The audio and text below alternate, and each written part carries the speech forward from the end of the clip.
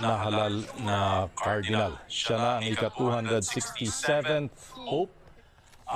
Siya ay 69 years old, miyembro ng Augustinian Order, ex-prefect, dicastery of bishops, made a cardinal din. Si Pope Francis din ang nag-anunsyo na ginawa siyang cardinal nito lang 2023. So itong bagong Santo Papa ay hindi pa masyadong matanda, 69 years old at galing ng United States of America, isang maituturing na break sa tradisyon ng mga European popes. Although si Pope Francis ay galing din ng South America. So siya si Pope Leo XIV, nahalal ng cardinal electors.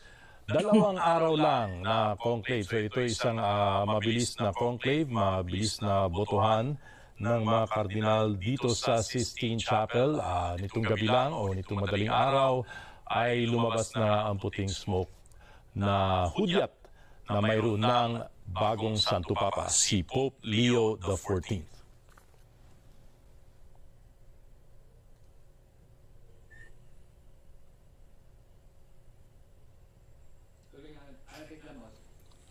Okay, so nakaantabi pa rin tayo, naantay natin na nakikita natin ngayon yung mga videos nitong bagong Santo Papa galing ng United States of America, si Cardinal Robert Prevost.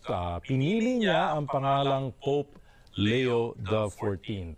Siya na ang ika-267th na Santo Papa na nahalal 2 araw lang mula nung nagsimula ang conclave ng mga cardinals dun sa Sistine Chapel.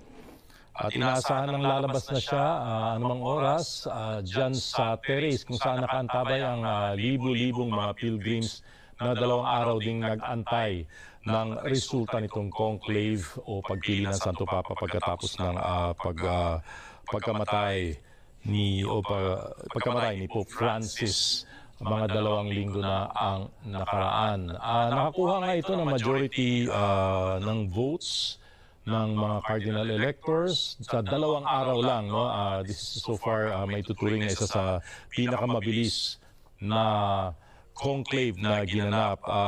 This is also seen as widely as the new Pope getting majority support given how fast o gaano kabilis nga naganap itong conclave at ang pagpili sa kanya.